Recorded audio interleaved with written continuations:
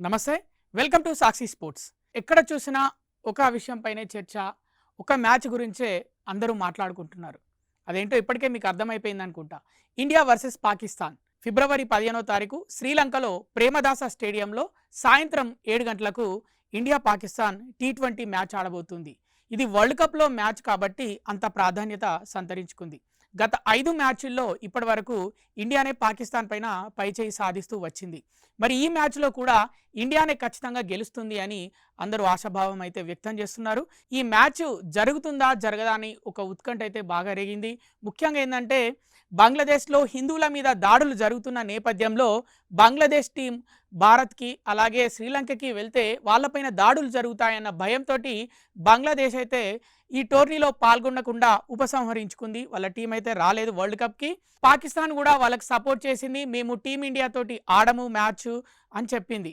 కానీ ఐసీసీ అయితే ఒక చివరి మీటింగ్ అయితే పెట్టింది పాకిస్తాన్ బోర్డు తోటి. చూద్దాం ఖచ్చితంగా మీరు ఎలా రారు అని ఆ మీటింగ్ సక్సెస్ అయ్యి పాకిస్తాన్ క్రికెట్ బోర్డు అయితే ఒప్పుకుంది.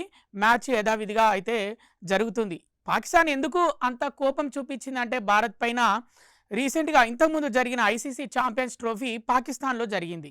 కానీ భారత్ మన ఇండియా పాకిస్తాన్కి మేమైతే అస్సలు వెళ్ళము, ఎందుకంటే పహల్గామ్లో దాడి చేశారు పాకిస్తాన్ వాళ్ళు వచ్చి, ఉగ్రవాదులు పాకిస్తాన్ పెంచి పోషించిన ఉగ్రవాదులు వచ్చి కశ్మీర్లో దాడులు చేశారు, అందుకే మేము అక్కడికి వెళ్ళము పాకిస్తాన్కి అని తేల్చి చెప్పడంతో చచ్చుకుంటూ పాకిస్తానే దుబాయ్కి వచ్చి మనతో మ్యాచ్ ఆడి ఓడిపోయింది. ఇప్పుడు ఆ ప్రతీకారం తీర్చుకోవడానికి కొంచెం పావులు కదిపింది పాకిస్తాన్. వరల్డ్ కప్లో మేమైతే ఇండియాతోటి ఆడము అని చెప్పినప్పటికీ కూడా పాకిస్తాన్ చచ్చుకుంటూ భారత్తో ఆడాల్సిన పరిస్థితి ఏర్పడింది. ఎందుకంటే ఇప్పటికే పాకిస్తాన్ చాలా నష్టాల్లో కూరుకుపోయింది కాబట్టి వాళ్ళు ఒప్పుకున్నారు. ఇక మ్యాచ్ విషయానికి వస్తే మన టీం అయితే చాలా స్ట్రాంగ్గా ఉంది పాకిస్తాన్ కానీ చెప్పుకోవచ్చు.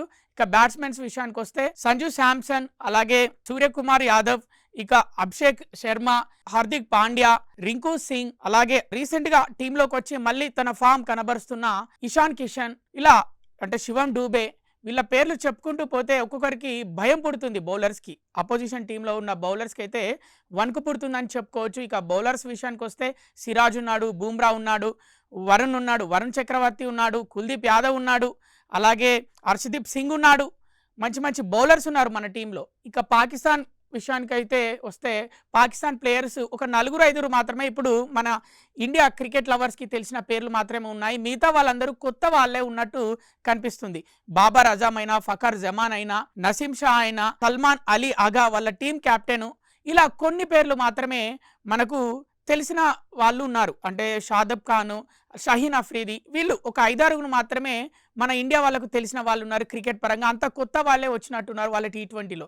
కానీ తక్కువ అంచనా వేయొద్దు, ఎందుకంటే ఐసీసీ టోర్నీలో ఏ టీంని తక్కువ అంచనా వేయద్దు, కానీ పాకిస్తాన్ని ఖచ్చితంగా తక్కువ అంచనా వేయాలి. ఎందుకంటే అది తక్కువగా ఉన్న టీం కాబట్టి వాళ్ళని ఎప్పుడు తక్కువ అంచనా వేస్తేనే బాగుంటుంది. ఎందుకంటే గతంలో జరిగిన మ్యాచ్లో అన్నిట్లలో భారతే పైచేయి సాధిస్తూ వచ్చింది. ఈ మ్యాచ్లో కూడా భారతే ఖచ్చితంగా గెలుస్తుంది అని అందరూ క్రికెట్ అభిమానులు అయితే ఆశాభావం వ్యక్తం చేస్తున్నారు.